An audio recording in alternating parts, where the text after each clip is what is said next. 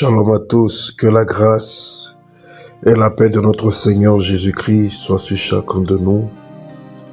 Nous sommes à notre programme Paraclésis du 10 août 2026.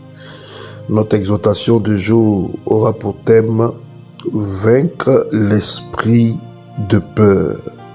Vaincre l'esprit de peur.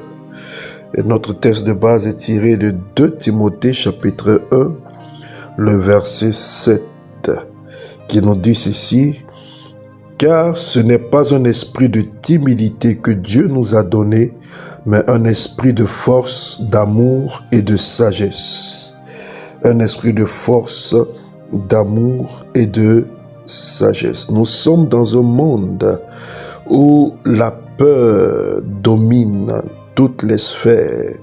La peur caractérise même la vie de plusieurs personnes. La peur du quand dira-t-on, la peur de et si j'échouais, la peur de est-ce que je peux, la peur des sorciers, la peur des démons, la peur de tout. La peur envahit la société. Mais la Bible nous révèle et nous montre clairement que la peur détruit la foi et la détermination. Avant d'aller plus loin, nous allons faire une étude de quelques mots dans ce passage. Le mot pour peur ici est deilia, qui signifie lâcheté, qui signifie timidité craintive, qui signifie manque de courage devant le danger. Paul ne parle pas ici de la prudence normale face à un danger réel. Ici, Paul dénonce une peur qui paralyse, qui intimide et pousse à reculer ou pousse à abandonner. Et voici le contraste puissant dans ce texte. Il y a un contraste. C'est lequel? C'est que Dieu oppose ici à la peur 3 réalités. Ou Dieu oppose à la deilia 3 réalités. La première réalité, c'est la puissance, dunamis. Il dit, mais de puissance, donc dunamis. La deuxième, c'est l'amour, agapé, qui est l'amour désintéressé, l'amour vrai ou l'amour divin. Et le troisième, c'est la maîtrise de soi, phronismos, qui aussi signifie le jugement saint et signifie aussi la discipline intérieure. Alors, la vérité que l'on peut comprendre ici, c'est que la peur veut te faire abandonner une position que Dieu t'a déjà donnée. La peur n'a pas toujours besoin de détruire ta destinée. Il lui suffit parfois de te convaincre de ne jamais essayer. Combien de projets sont morts sans avoir commencé? Combien d'appels sont restés silencieux? Combien de personnes capables vivent en dessous de leur potentiel simplement parce que ces personnes ont reçu une voix intérieure qui leur répète tous les jours: tu n'y arriveras pas. Tu es incapable, c'est impossible, tu es inférieur. La peur agrandit l'obstacle et rapetisse la perception de Dieu. Mais aujourd'hui, quelque chose doit changer.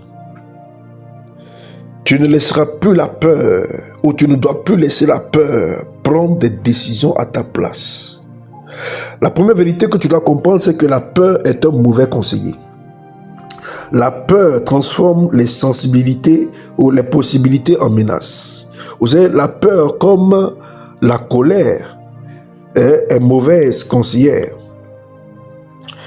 Elle te fait interpréter demain à partir des blessures d'hier, à partir des blocages d'hier, à partir des souffrances d'hier. Elle dit, et si tu échouais? La foi te répond, et si Dieu m'accompagnait? La peur te dit, tu n'es pas capable. La grâce de Dieu répond, ma puissance s'accomplit dans la faiblesse. Donc, ne construis jamais ta destinée autour des scénarios que ta peur a inventés. La deuxième vérité que tu dois comprendre, c'est que tu crains, ce que tu crains peut finir par contrôler ce que tu fais. La peur influence les décisions, les relations, le ministère et même la manière de prier. Elle peut te faire fuir des responsabilités auxquelles Dieu t'appelle. Elle peut te rendre silencieux quand tu devrais parler, immobile quand tu devais avancer, méfiant quand tu devais aimer. Voilà pourquoi vaincre la peur n'est pas seulement une question émotionnelle, c'est aussi une bataille pour l'obéissance à la voix de Dieu. La troisième vérité que tu dois comprendre, c'est que Dieu ne te donne pas seulement du courage, il te donne la puissance. Il a dit quoi? Mais il nous a donné la puissance, la dunamis. Paul l'appelle dunamis. Vous savez, la dunamis vient du mot, de la dunamis est dérivé le mot dynamite. Cette bombe qui explose, comme on utilise dans les carrières pour faire exploser les rochers. Dieu ne dit donc pas simplement essaie d'être courageux. Non, c'est pas ce que Dieu te dit. Il révèle qu'en Christ, le croyant reçoit une capacité qui ne dépend pas uniquement de son tempérament naturel. Donc tu peux trembler et avancer quand même. Le courage, selon la parole de Dieu, ce n'est pas toujours l'absence de la peur. C'est la décision de ne plus laisser la peur déterminer ton obéissance. La quatrième vérité que tu dois comprendre, c'est que l'amour brise la tyrannie de la peur. Pourquoi Paul associe-t-il la puissance à l'amour? Parce que certaines peurs naissent d'une préoccupation excessive de soi. Peur d'être rejeté, peur d'être humilié, peur d'être critiqué, peur d'être abandonné ou d'être incompris. Surtout que nous sommes dans une société où les gens ne vivent qu'en regardant les autres. Les gens ne vivent que du quand dira-t-on. Alors beaucoup vivent dans l'hypocrisie, beaucoup portent des masques à cause du quand dira-t-on, à cause du regard des autres. Mais lorsque l'amour de Dieu devient plus réel que l'opinion des hommes, quelque chose se libère à l'intérieur de nous. Tu ne vis plus constamment pour protéger ton image. Tu commences à vivre pour accomplir ta destinée, pour accomplir ta mission. Dieu, et ce que je voulais aussi ajouter, c'est que le regard des autres sur nous est une prison invisible autour de nous que nous devons franchir pour rentrer dans notre destinée. Dieu te donne aussi une pensée disciplinée. Ça, c'est la cinquième vérité que tu dois comprendre. Sophronismos est très essentiel dans notre destinée, dans notre marche. Toutes les pensées qui apparaissent dans ton esprit ne doivent pas devenir des prophéties sur ton avenir. Par exemple, je vais échouer. Ce n'est pas un fait. Tout va s'écrouler. Ce n'est pas une révélation. Je ne serai jamais capable. Ce n'est pas ton identité. Ce n'est pas ton identité. Apprends à distinguer un scénario de peur d'une réalité spirituelle. Et la sixième vérité, c'est que tu ne vaincras pas toujours la peur avant d'avancer. Voici la vérité ici. Parfois, la peur disparaît après le premier pas. On voit que Pierre devait sortir de la barque pour pouvoir marcher sur l'eau. Pierre, Israël devait entrer dans le Jourdain pour que l'eau se fonde à deux. David devait courir, marcher vers Goliath pour pouvoir non seulement surmonter sa peur, mais pour avoir la victoire.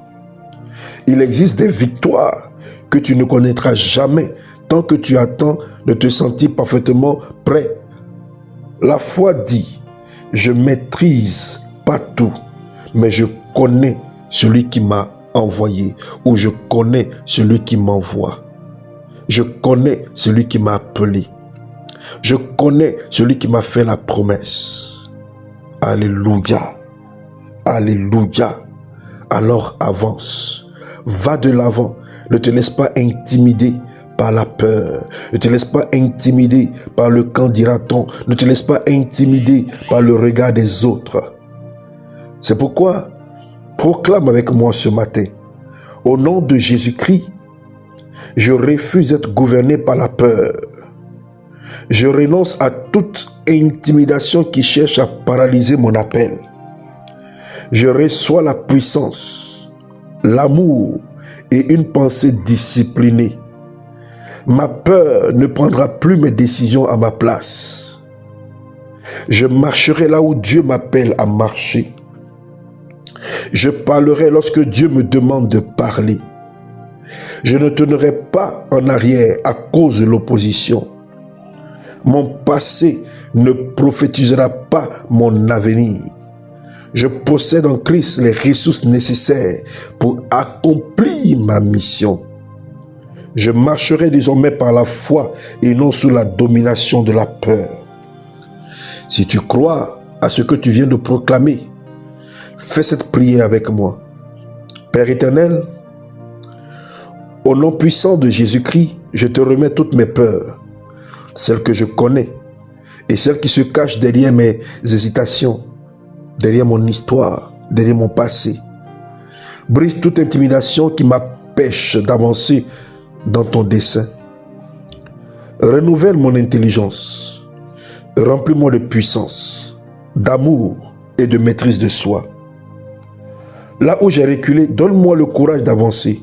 Là où la peur m'a réduit au silence, rends-moi la voix. Là où j'ai abandonné à cause de l'intimidation, Père, relève-moi. Je refuse désormais que la peur gouverne ma destinée.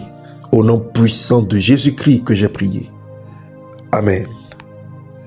Alors si tu as été béni par ce programme, par cet enseignement, je t'invite à t'abonner à cette chaîne, à tous nos canaux de communication et aussi de partager autour de toi pour exhorter, pour encourager quelqu'un autour de toi.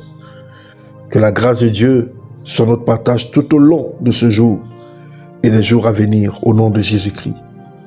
Amen.